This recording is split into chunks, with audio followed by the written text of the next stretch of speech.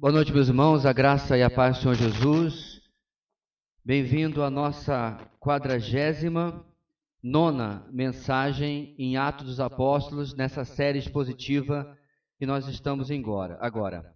Na semana passada, na mensagem da semana passada, isso é o que eu normalmente diria se nós não tivéssemos sido interrompidos na nossa exposição no livro de Atos. Mas, na verdade, a última mensagem que nós tivemos, a mensagem número 48, no capítulo 23, aconteceu há 112 dias atrás, em 15 de março de 2020. Desde então, nós estivemos revisitando mensagens de 6 a 8 anos atrás e outras mais recentes através dos presbíteros da nossa igreja.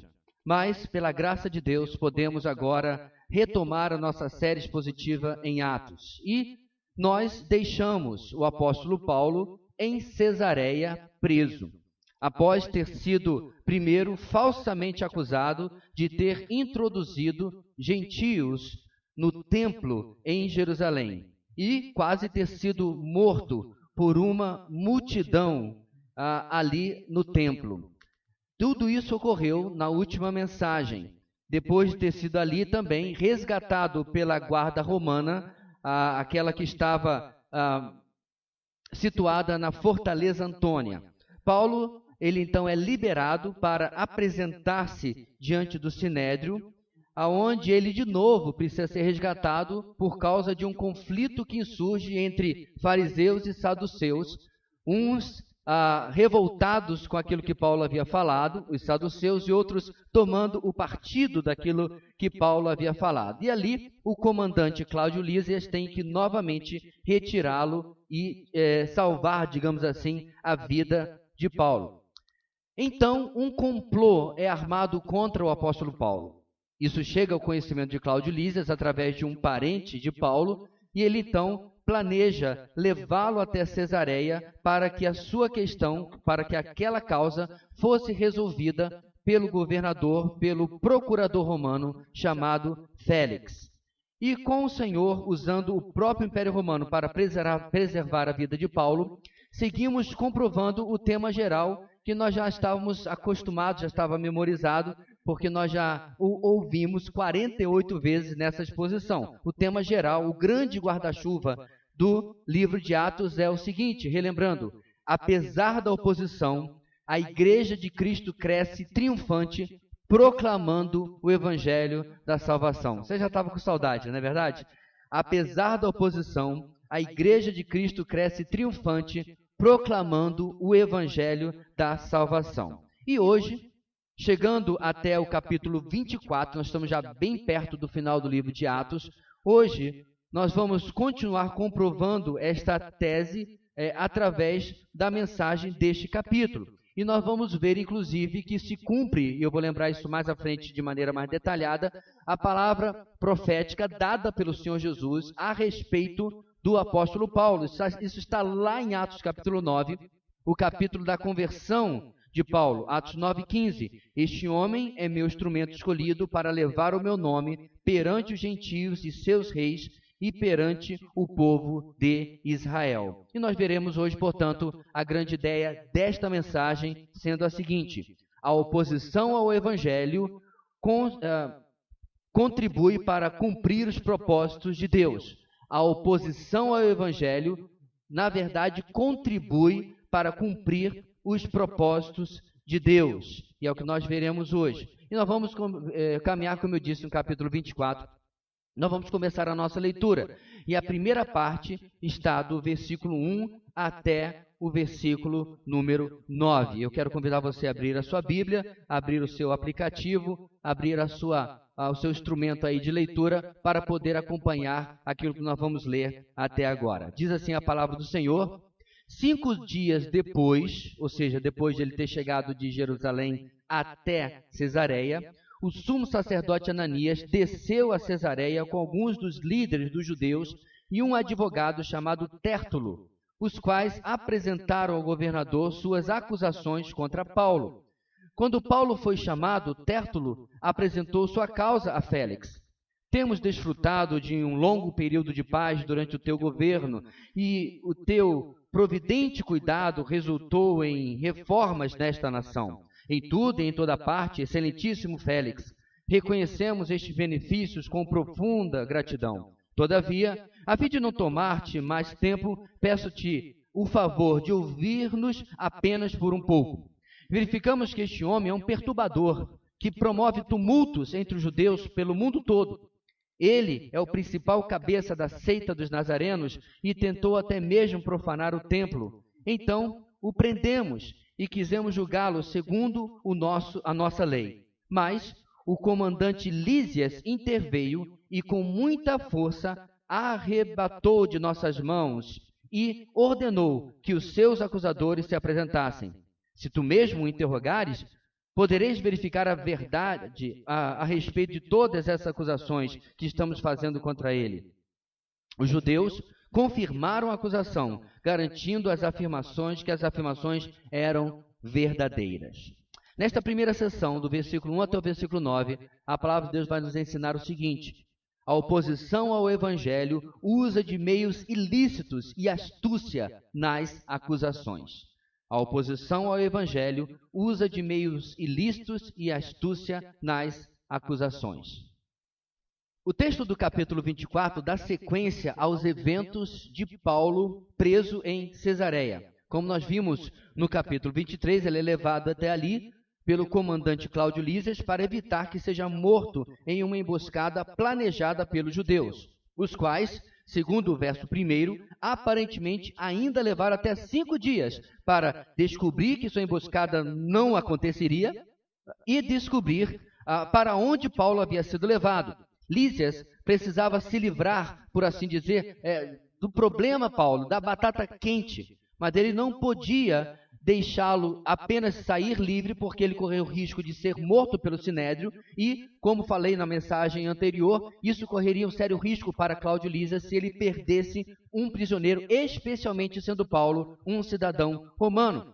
E ele também não poderia continuar preso sem um julgamento. Então ele empurra o problema para frente e, de certa forma, joga o problema para o lado de cima, ou seja, para o seu superior, para o governador Félix.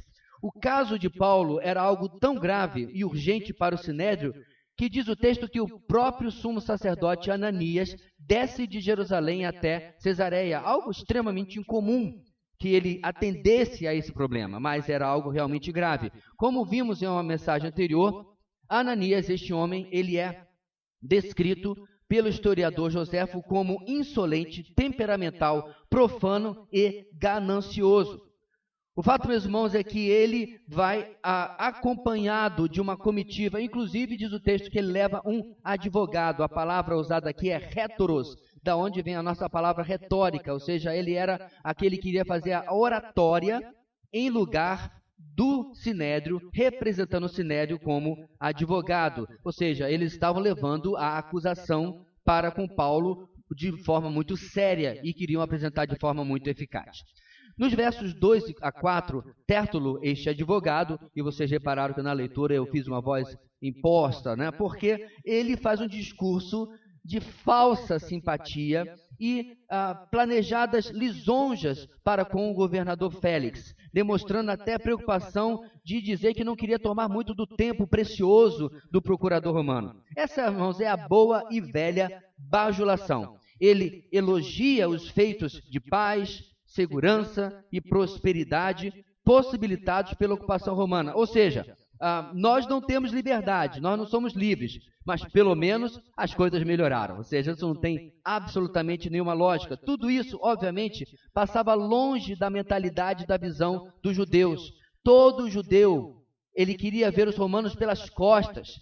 Inclusive, eles aspiravam à chegada de um Messias guerreiro, libertador, que colocasse os invasores gentios para correr. Então, toda essa prosopopeia aqui, toda essa colocação exagerada de Tértulo é apenas uma fachada, uma máscara, uma bajulação. E é interessante, meus irmãos, que o Sinédrio foi tão esperto que trouxe um advogado gentio. Tértulo é o nome grego, ou seja, trouxeram alguém que pudesse ser mais próximo de Félix. No verso 5, esse advogado de acusação trazido pelo Sinédrio, como eu disse, um cidadão provavelmente romano, ele começa uma lista de mentiras nas suas acusações para Paulo. Vamos ver? Primeira acusação: este homem é um perturbador que promove tumultos entre os judeus pelo mundo todo. Cadê as provas? Onde estão sequer as testemunhas ou algum documento, inclusive gentio, que comprovasse tais acusações contra Paulo? Não há. Apenas a afirmação jogada ao vento. Parece muito os dias de hoje, não é verdade? Onde acusações de palavras e adjetivos são falados sem que se comprove absolutamente coisa alguma. O objetivo dessa acusação primeira era promover um conflito político, pois agora os romanos, para eles poderia significar que Paulo era alguém que trazia perturbação da ordem pública, algo que os romanos não aceitavam. Pode fazer festa, pode fazer manifestações tranquilas, religiosas, mas a perturbação da paz pública, da ordem pública, não era aceita. E uma das viagens de Paulo, inclusive, quando uma multidão queria arrebatá-lo e matá-lo, alguém se levanta, lembra, e diz: vamos ter calma, senão nós vamos acabar sendo acusados de perturbação da ordem pública. Então, com certeza, era esse o objetivo da primeira acusação. Segunda acusação: ele é o principal cabeça da seita dos nazarenos. Algo que, além de não ser verdade, que mal haveria? Se não havia nenhuma ameaça para Roma, qualquer grupo, qualquer organização tinha direito de ter a sua própria liderança. E aqui, na verdade, também há, meus irmãos, uma pegadinha por parte de Tértulo. Qual é a pegadinha? A questão é que ele aponta a igreja como a seita dos nazarenos. A religião judaica, o Sinédrio e toda a sua organização, ela era vista pelo termo latino que se pronuncia religia lícita, ou seja, religião legal, algo autorizado pelo Estado. Eles perceberam que não valia a pena bater de frente com os judeus para obrigá-los a adorar os ídolos e deuses greco-romanos, porque eles eram muito aferrados à sua religião, então eles permitiam a religião judaica. Mas Tértulo quer apontar Paulo como um incitador de uma nova religião, portanto, contra a lei romana. Terceira acusação, já no verso 6, e tentou até mesmo profanar o templo. Novamente, sem prova alguma. Contudo, profanar o templo também tinha implicações políticas, porque os romanos haviam concedido aos judeus permissão para executar qualquer gentio que entrasse na barreira do templo. E aí está, meus irmãos, o momento fake news. Porque, primeiro, Paulo não é gentio. E segundo, ele não havia introduzido ninguém, nenhum gentio ali no templo. Nesse ponto, Tértulo, inclusive, modificou e falsificou a acusação original que havia sido feita lá no capítulo 21, 28. Lá, Paulo havia sido acusado de introduzir gentios no templo, ou seja, esses supostos invasores gentios deveriam também ser produzidos. E eles, sim, deveriam ser executados. Porque a lei permitia, dada por Roma, que os judeus executassem os gentios que entrassem na parte proibida do templo. E não é o caso do que acontece aqui. Mas Tértulo se trai, pois nenhum gentio havia sido preso, não havia prova nenhuma que havia sido produzida. Após mencionar que queriam julgá-lo segundo a lei dos judeus, já no verso 7, Tértulo confirma aquilo que Cláudio Lísias havia narrado na carta que antes ele havia enviado para Félix, dizendo que iria levar Paulo. Realmente, Paulo havia sido salvo das mãos dos judeus pelo comandante romano. Bem, sem mais o que inventar, o advogado no verso 8 sugere a Félix que ele mesmo confirme os seus fatos, entre aspas, interrogando a Paulo. Isso é um erro de amador. Provavelmente, meus irmãos, pela aparência de Paulo.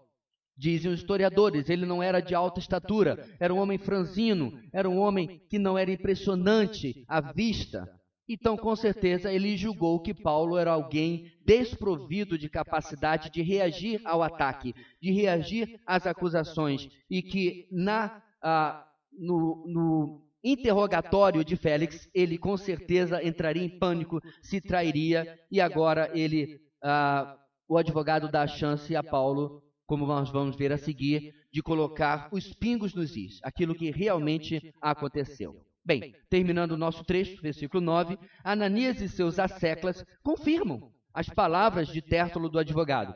Não exatamente as testemunhas mais confiáveis, porque está aparecendo inclusive coisas do nosso STF. Ele é o próprio acusador, é o investigador e a testemunha, né? Não pode ser. E com certeza Félix estava atento a todas essas coisas.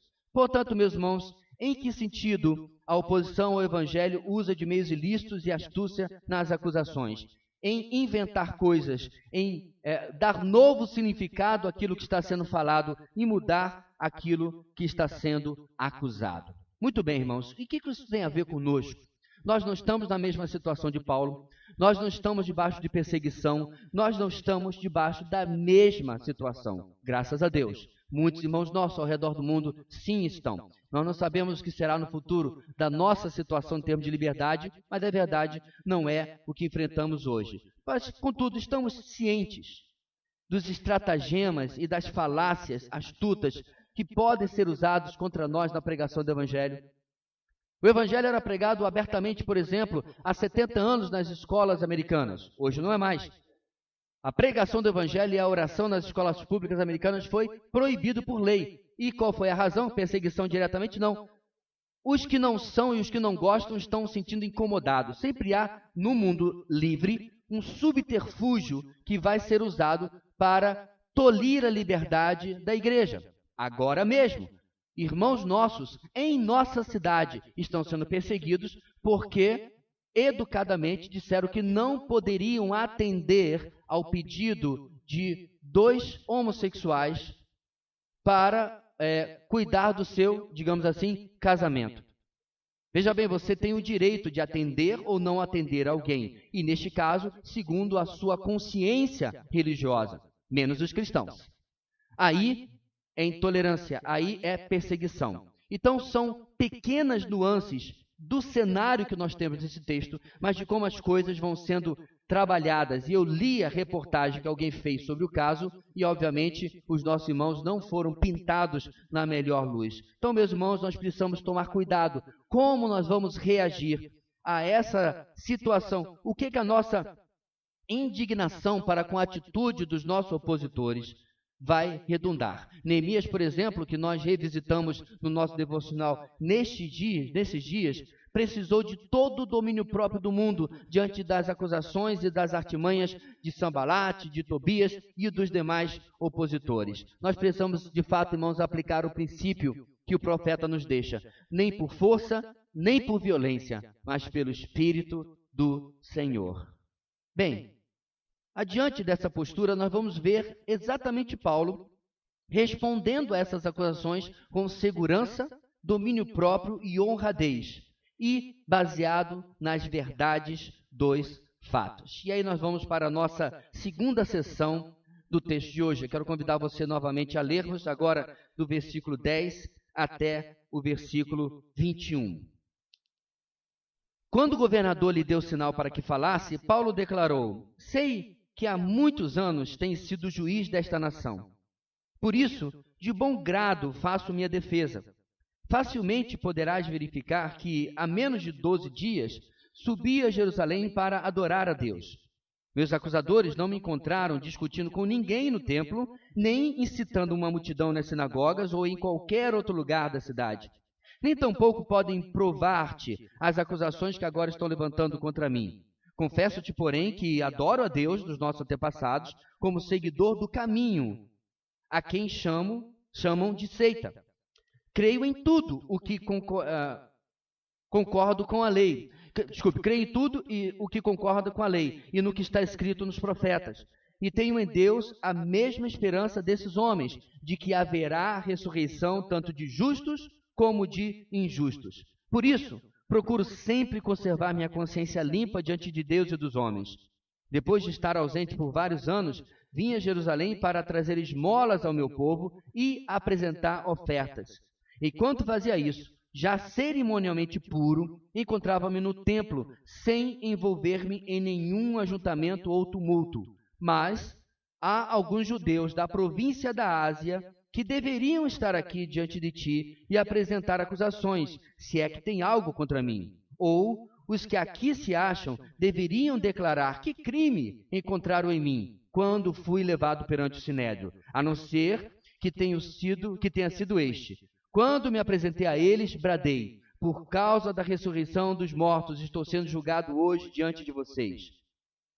Então, versículo 21, diante de vocês. Bem, em segundo lugar, meus irmãos, na mensagem de hoje, nesse trecho que nós lemos, a palavra de Deus nos ensina a seguinte verdade: a verdade desfaz as falácias das falsas acusações. A verdade desfaz as falácias das falsas acusações.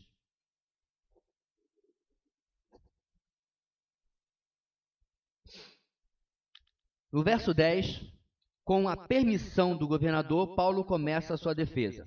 E olha aqui o cenário, irmãos. De um lado, o poderoso Sinédrio, com representação legal e tudo, inclusive com advogado importado, gentil. Do outro, Paulo, apenas Paulo. Paulo o pequeno, Paulo o humilde. Esse é o significado do nome do apóstolo. Pequeno, humilde. Ele inicia também com uma deferência, um elogio à autoridade presente. Algo normal, mas sem a bajulação de Tértulo. Por quê? Porque nós devemos reconhecer os dignitários. Devemos reconhecer aqueles que têm autoridade dentro das suas funções e cargos que exercem. E Paulo o faz reconhecendo fatos. Félix governava há muito tempo e conhecia a situação e os personagens na província da Judéia, sendo inclusive capaz de uma análise que dava segurança a Paulo de fazer a sua defesa. Implícito estava que ele também conhecia a Ananias, o sumo sacerdote, e a sua fama, algo que com certeza não era nada bom para os judeus, mas em muito já antecipadamente favorecia a Paulo. No verso 11, Paulo continua narrando como o seu lado dos fatos poderia ser confirmado em uma investigação. É o famoso quem não deve, não teme. Investigue, Félix. Pesquise, analise, verifique que eu estou tratando realmente com a verdade. Ele realmente havia subido a Jerusalém há 12 dias atrás, sendo que, inclusive, praticamente metade desse tempo ele já estava em Cesareia, ou 5 dias, quase metade desse tempo. Ou seja, tempo curto para incitar uma revolta, tempo curto para começar um tumulto. Ele realmente havia ido lá para uma festividade judaica, precisamente a festa do Pentecostes. Isso está lá no capítulo 20, versículo 16. Nos versos 12 e 13, em um argumento, Paulo derruba completamente a acusação de perturbação e promoção de tumultos, como havia sido dito por Tértulo lá no versículo 5. Seus acusadores não o haviam encontrado fazendo nenhuma dessas coisas, mas apenas no pátio do templo, cumprindo suas obrigações judaicas, suas obrigações religiosas. Inclusive, meus irmãos, mais adiante no versículo 18, Paulo vai completar que estava totalmente de acordo com as condições da lei para ali estar, ou seja, cerimonialmente puro. Ele havia cumprido tudo aquilo que era, inclusive, de se esperar que o Sinédrio desejasse que ele tivesse cumprido.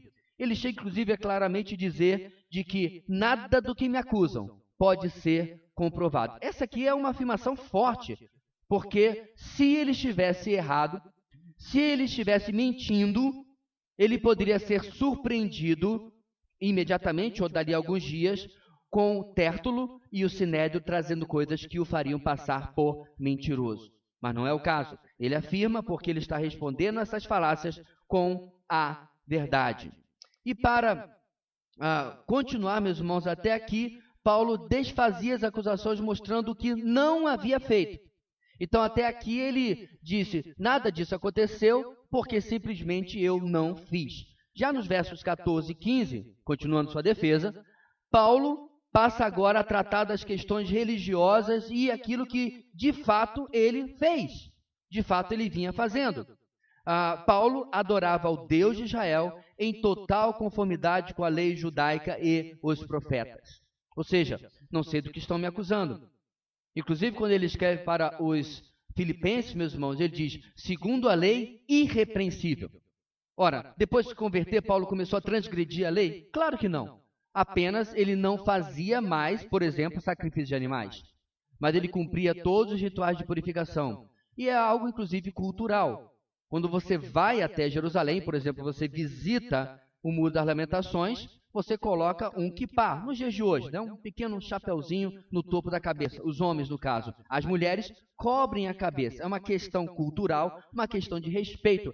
Antes de entrar no Muro das Lamentações e depois, há um lugar onde com várias torneiras e potes onde você lava as mãos. Bem, ele como judeu, ainda mais nesses dias, meus irmãos, de um judaísmo extremamente legalista, ele está afirmando, eu cumpria tudo segundo a lei judaica e os profetas. Isso realmente era um fato. Bem, pois o cristianismo é a continuação, o cristianismo é a consumação de tudo que foi prometido e profetizado no Antigo Testamento. Ou seja, Paulo, eu e você, não somos de uma seita judaica, mas nós somos a evolução lógica e profética da fé dos santos do Antigo Testamento, dos antepassados de Paulo, por exemplo, e do Sinédrio, por exemplo. Paulo e os demais judeus cristãos, eles não se viam, queridos, como ex-judeus. Eles se viam como judeus plenos. Inclusive, eu tenho, já falei várias vezes aqui na igreja, assistido diversas mensagens, na verdade, diversos vídeos, testemunhos de judeus convertidos ao Messias Jesus, ao cristianismo. E uma das coisas que as pessoas perguntam, falam assim, como que você, sendo judeu, você se converte a Jesus?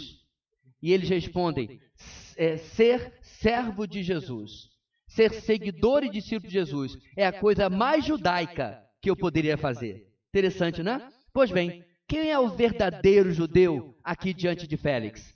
Ananias e seus asseclas, o clube ali, ou o apóstolo Paulo? O apóstolo Paulo é o verdadeiro judeu, aquele que serve ao Messias de Israel.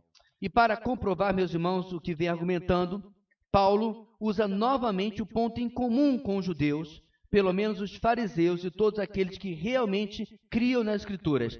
Do que ele está falando? A ressurreição dos mortos. Ou seja, Paulo está dizendo, por que se levantam contra mim se temos a mesma esperança? Isto é, que o Deus de Abraão, Isaque e Jacó irá nos ressuscitar dentre os mortos, não apenas a nós, aos justos e injustos, porque me persegue. Em fazer isso, caso houvesse saduceus naquela delegação, e provavelmente teria, novamente, como ele havia feito no capítulo anterior, lá em Jerusalém, Paulo colocava os dois grupos em rota de colisão. E com certeza, meus irmãos, ali ouvindo a defesa de Paulo, fariseus e saduceus, que muito certamente acompanharam a comitiva também, olharam para outro, como quem diz, agora não. Porque se eles começassem a discutir ali, eles com certeza perderiam a causa automaticamente diante de Félix. Caso você não esteja lembrando, os saduceus eram os judeus liberais, teologicamente liberais. Eles não acreditavam na maior parte do Antigo Testamento, não aceitavam, e não acreditavam em anjos, em ressurreição dos mortos e na maior parte dos milagres. Eles removiam o sobrenatural da palavra de Deus e com certeza isso causava grande conflito entre os dois partidos. Bem, na frase do versículo 16 que você tem diante de si, por isso procuro sempre conservar minha consciência limpa diante de Deus e dos homens, o que Paulo está apontando? Ele está apontando para o fato de que ele sempre agiu de forma honesta e que em nada sua consciência poderia acusá-lo, tanto antes como fariseu e perseguidor da igreja, quanto agora como apóstolo de Cristo. Paulo sempre foi guiado pela verdade, mesmo que aquilo que ele cria ser a verdade da sua conversão, de fato não fosse. Por sinceridade, por honestidade, ele seguia a sua consciência. Veja bem, a nossa consciência ela nem sempre tem o dado correto, a informação correta. Antes da sua conversão, a consciência de Paulo era alimentada por uma interpretação errônea do Antigo Testamento, certo? E a ideia de que a igreja, os cristãos, o pessoal do caminho, eram inimigos e que Jesus era alguém que ele devia apagar o conhecimento, o nome da face da terra. Aí chega Atos capítulo 9. E Paulo vai pelo caminho de Damasco e passa pela sua conversão. A consciência de Paulo é reinterpretada em seus dados, mas em ambos os casos, em ambos os tempos, Paulo andava com uma consciência limpa, agindo conforme a verdade que ela era alimentada. No verso 17, Paulo aponta mais uma vez que não ia a Jerusalém há muitos anos e que a sua ida tinha um objetivo claro, inclusive aos olhos humanos, um objetivo humanitário. Ou seja, algo que Félix com certeza entenderia muito bem. Ele iria até lá para levar esmolas e ofertas, como era inclusive o costume judaico. E ele o fez. Verso 18, cerimonialmente puro e sem nenhum envolvimento com algum ajuntamento ou tumulto, Paulo faz aquilo que disse que havia ido a Jerusalém para fazer. Ou seja, nada do que Tértulo, o advogado, havia dito e que achava que seria confirmado em alguma autotraição da parte de Paulo, realmente procedia. E Paulo, de forma magistral, desfaz as falácias que contra ele foram levantadas. Conforme, meus irmãos, deixar ainda mais claro a segurança da sua inocência, nos versos 19 a 21, Paulo aponta que os seus acusadores originais eram judeus que o haviam perseguido desde a Ásia Menor, a atual Turquia, tal como nós vimos em muitas mensagens anteriores. Eles iam de cidade em cidade, perseguindo Paulo e levantando as cidades contra ele. Porque é muito provável que ali Paulo iria também desmascará-los e apontá-los como incitadores do tumulto do qual ele estava sendo acusado. Ou seja, de propósito ou não, eles não foram levados como testemunhas, porque eles poderiam ser desacreditados. E os que ali estavam falharam miseravelmente em produzir reais acusações e provas. E como haviam deixado, irmãos, de acusá-lo lá em Jerusalém, quando ele se apresentou diante do Sinédrio, o que desejavam alcançar agora diante de Félix? Será que eles iam voltar atrás na questão da ressurreição dos mortos?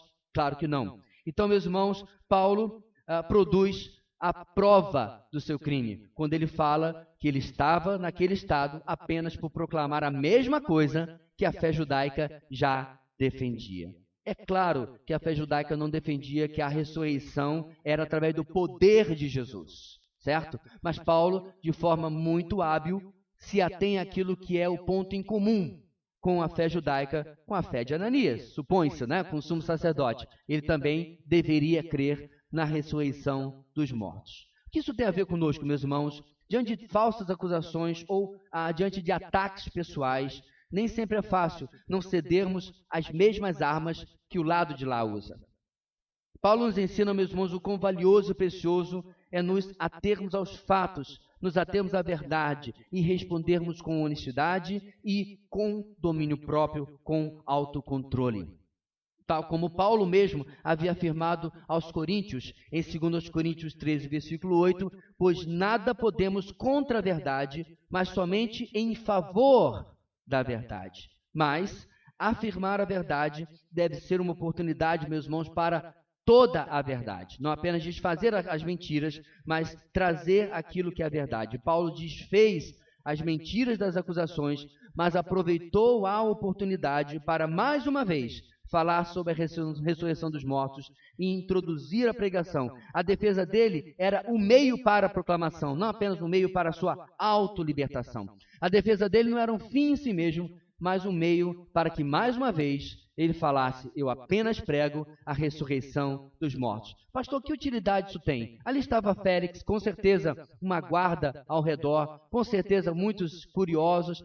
Esse salão certamente não estava vazio, fora a comitiva que havia vindo com Ananias. Meus irmãos, o Espírito de Deus é poderoso o suficiente para converter Félix, Ananias, Tértulo ou qualquer pessoa naquele ambiente. A mesma situação é conosco. Quando nós estamos diante de uma oposição, quando nós estamos diante de alguém que vai contra nós e nós pregamos a verdade, é papel do Espírito usar aquilo que nós falamos. Usar os fatos que esmagam as falácias para promover conversão, para promover mudança na vida das pessoas. Portanto, meus irmãos, a palavra de Deus até agora nos ensinou que a oposição ao Evangelho usa de meios ilícitos e astúcia nas acusações. E acabamos de ver que a verdade desfaz as falácias das falsas acusações. Agora, seguindo para o nosso último trecho, nós chegamos até o versículo 22 até o versículo 27. Abra novamente, ou volte novamente para a sua Bíblia e acompanhe aí comigo. Bem, veio a acusação, veio a defesa, versículo 22. Então Félix, que tinha bom conhecimento do caminho, adiou a causa e disse: quando chegar o comandante Lísias, decidirei o caso de vocês.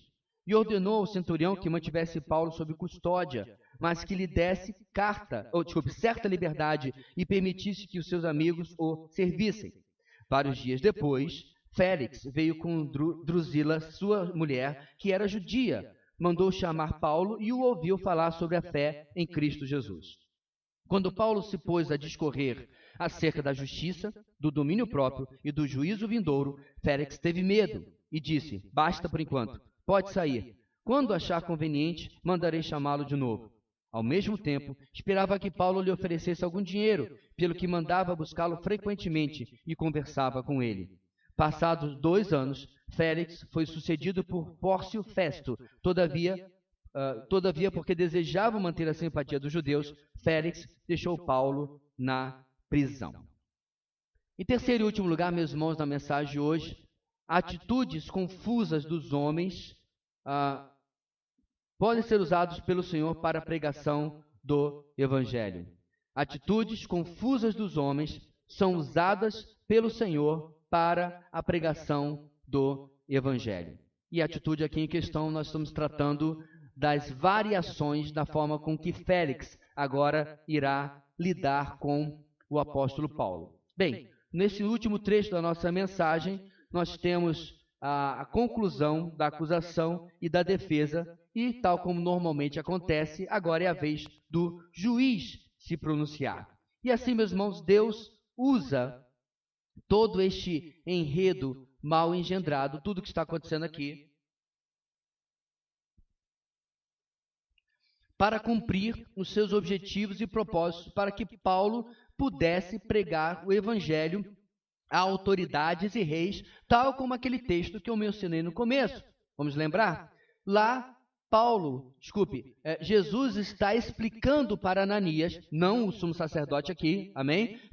Outro completamente diferente, Ananias, o discípulo de Jesus, certo? Apenas são charás e muito diferentes de personalidade, mas Jesus está dizendo para ele o seguinte: mas o Senhor disse a Ananias: vá, este homem é meu instrumento escolhido para levar o meu nome perante os gentios e seus reis, e perante o povo de Israel. Mostrarei a ele o quanto deve sofrer pelo meu nome. Isso novamente é Atos 9, 15 e 16. Então, no verso 22, que nós acabamos de ler, Félix tem sua primeira atitude. Primeiro, vamos esperar o comandante Lísias para ele testemunhar qual lado está falando a verdade. Ou seja, Lísias havia, depois de deixado Paulo, regressado a Jerusalém e agora, pelo que se parece, ele iria ser chamado de novo de volta. Não se tem ideia se realmente Félix chegou a chamar Lísias, mas essa é a primeira atitude dele. Inclusive, algo extremamente prudente para averiguar a exatidão dos fatos. Mas o que chama a atenção, meus irmãos, é aquela pequena observação que Lucas faz, Lucas, o autor de Atos, de que Félix possuía bom conhecimento do caminho. O caminho era a forma como os cristãos eram chamados. Eram, inclusive, mais reconhecidos como o povo do caminho do que exatamente como cristãos, pelo menos nesse período neotestamentário, do 1º século. Como ele possuía esse conhecimento, não é claro. Uma possibilidade, até uma probabilidade que fosse através da sua mulher Drusila, a qual era filha de Herodes Agripa I e irmã de Herodes Agripa II. E sendo ela mesma judia, certamente havia ouvido falar dessa nova fé que havia tomado Jerusalém, tomado Judeia, certo? Samaria e em muitos outros lugares. Era praticamente impossível já, meus irmãos, ignorar o povo do caminho. A fé em Cristo, ela estava se espalhando para todos os lados. E certamente ela já havia tomado conhecimento dessa fé que já havia surgido desde o dia de Pentecostes, 25 anos atrás do nosso texto. Nós estamos por volta do ano 56, 58, e o Pentecostes acontece por volta do ano 33, supõe-se, então aproximadamente 25 anos atrás, 25 anos que esta fé tem sido proclamada. Além disso, irmãos, sendo procurador romano da região pelos últimos 7 anos, Félix ainda teria 2 anos de governo.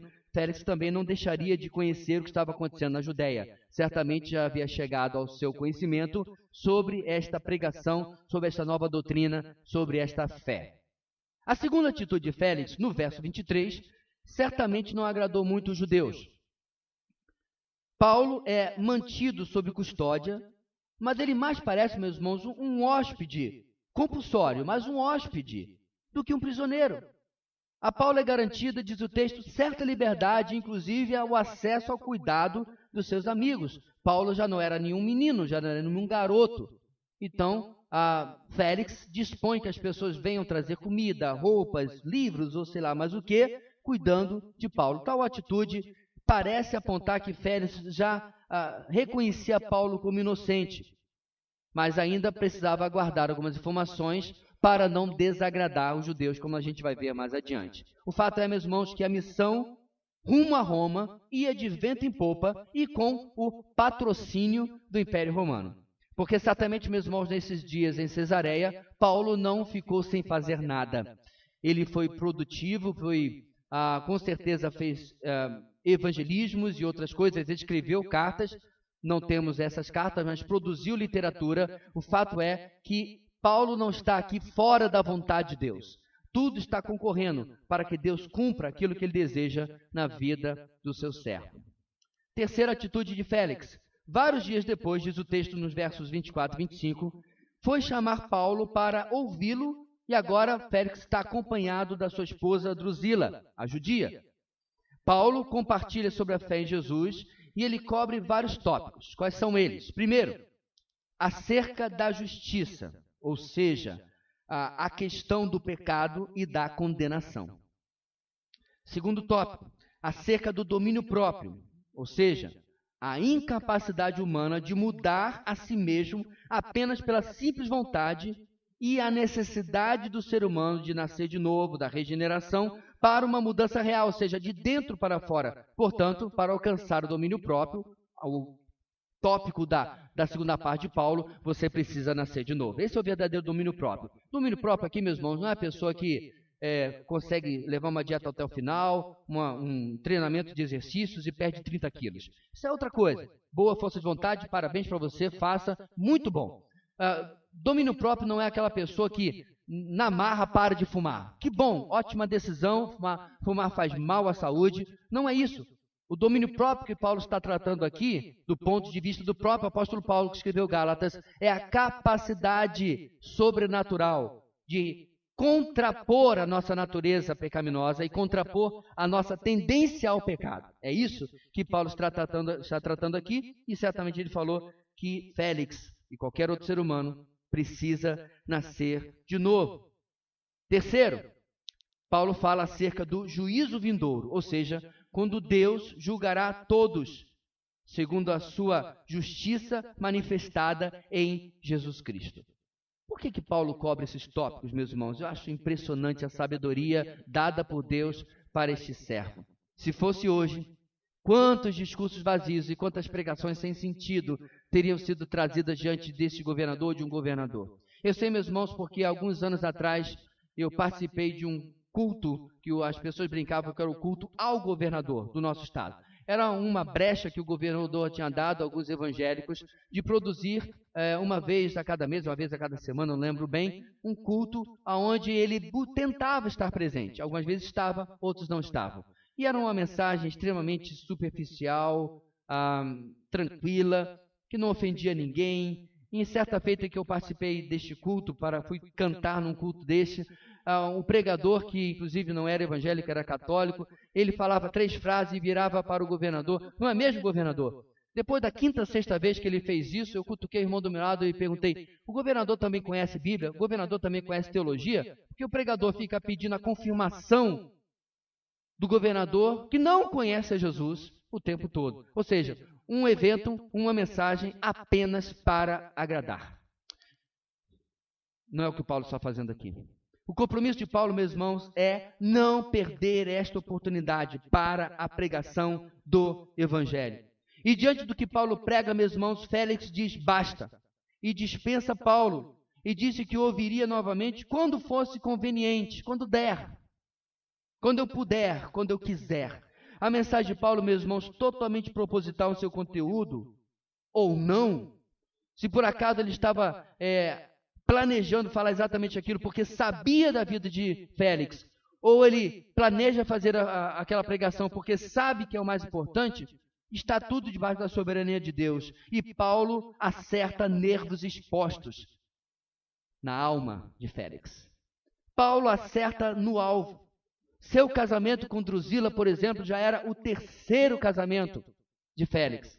E para casar com Drusila, ele teve que fazer uma manipulação, um esquema para acabar com o casamento no qual ela estava. Ou seja, ele roubou a sua terceira mulher de outro homem, de outro casamento. Seu governo, por outro lado, era marcado por injustiças que contrastavam, é claro, com um Deus justo e julgador. E ele era, meus irmãos, pessoalmente, um homem brutalmente necessitado de domínio próprio. Ou seja, a última pregação de Paulo neste capítulo, a última palavra de Paulo aqui, é uma palavra que confronta, que demonstra: você precisa nascer de novo. Você precisa de arrependimento e fé. Você precisa se render àquele a quem eu venho pregando. Bem, nosso texto vai terminar e a última atitude de Félix é de autopreservação, de certa forma. Ele vai empurrando com a barriga, diz o texto que ele vai esperando alguma coisa mudar. Inclusive, ele tem uma atitude mesquinha, porque no versículo 26 diz que ele ainda esperava que Paulo, uma pessoa que não mostrava nenhuma pompa, nenhuma posse, pudesse lhe dar algum tipo de propina. Ou seja, era um homem contraditório. Era um homem como todo pecador, como eu e você, que precisava de Jesus, que precisava de conversão, que precisava nascer de novo. Bem, ele disse que chamaria Paulo quando fosse conveniente. Mas o texto diz no versículo 26 que ele buscava-o frequentemente e conversava com ele. Mas não mudou. Não há nenhum registro na história de que Félix, pelo menos que eu tenha encontrado, tenha realmente abraçado a mensagem da fé cristã e que tenha aceitado a necessidade de mudar.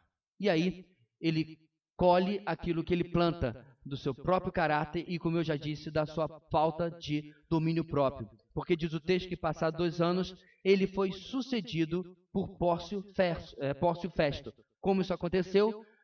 Ele havia sido ordenado a resolver um conflito que irrompeu, uma mini guerra civil que irrompeu em Cesareia, entre gentios e judeus. Contudo, ele exagerou na mão e sufocou aquele conflito de maneira violentamente desnecessária, de maneira brutal. E aí, Roma o remove e coloca outra pessoa no seu lugar. Eu fico pensando, meus irmãos, se ele tivesse ouvido a palavra de Paulo que nós lemos aqui, nesses 3 pontos, e nas outras conversas que ele teve, se ele tivesse se rendido, provavelmente a história de Félix seria outra.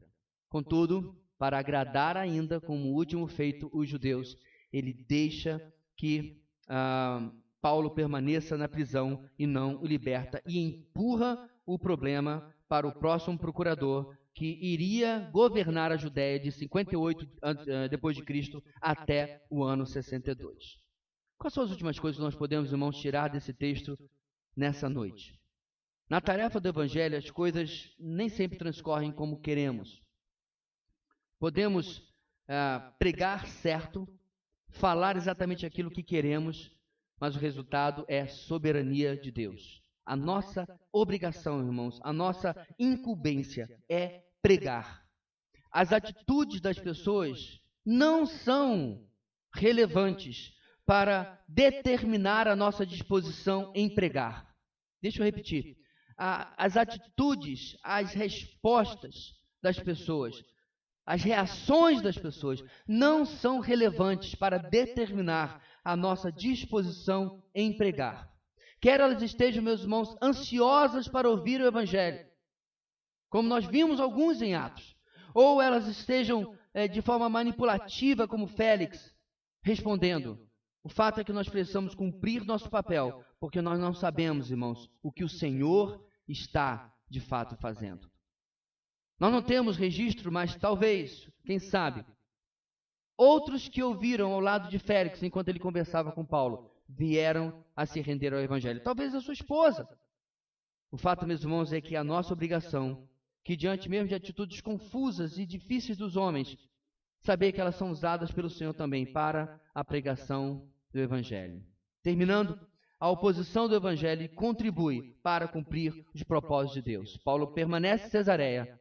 Ele vai agora passar pelas mãos de um novo governador, mas a palavra de Deus continua progredindo e o propósito de Deus na vida de Paulo continua progredindo para se cumprir exatamente como Deus havia profetizado, o Senhor Jesus havia profetizado lá no capítulo 9. Por que seria diferente, meu irmão, para mim ou para você? Por que Deus agiria diferente na nossa vida? Será que Deus só tinha controle sobre a vida do apóstolo Paulo? Eu creio que não. Nessa noite, entregue mais uma vez sua vida a Jesus. Diga, Senhor, em alguns pontos da minha vida eu tenho tentado manter o controle.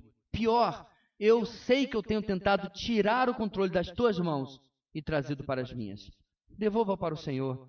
Diga, Senhor, faz da minha vida exatamente aquilo que tu desejas. Pode ser, meu irmão, que Deus tenha uma palavra similar para você, tal como ele tinha com o apóstolo Paulo. Repetindo, mostrarei a ele o quanto deve sofrer pelo meu nome. Mas uma coisa eu tenho certeza: nenhum sofrimento, nada pode se igualar com a glória que a nós está destinada em Cristo Jesus. Deus abençoe. Vamos orar. Deus querido, ajuda-nos a nós compreendermos, ó Pai, que não fomos chamados para o conforto, para a fama, para a admiração do mundo. Nenhuma dessas coisas compreende a verdadeira vida do discípulo. Em meio, ó Deus, a esse momento que nós estamos passando, que nós não possamos perder o foco e saber, ó Deus, que há vidas precisando de Deus e de salvação. Que nosso envolvimento com a Tua obra, que nosso envolvimento com o Teu reino nunca diminua, mas nós possamos, ó Deus, apesar de como o mundo responde, como o mundo, ó Deus, tem se oposto ao cristianismo, como o mundo, ó Deus, aceita tudo, mas é intolerante com a fé cristã, com os Teus filhos. Que nós possamos saber, ó Deus, que estamos respondendo, ou devemos responder apenas com a verdade dos fatos, desfazendo falácias e levando todo conhecimento, toda fortaleza cativa à obediência de Cristo. Ajuda-nos, ó Deus, a novamente nos motivar e nos inspirar com a experiência de Paulo em Atos, a experiência de todos os teus servos em Atos, para saber que ainda hoje estamos escrevendo a história da tua igreja. É o que oramos, em o nome de Jesus. Amém e amém.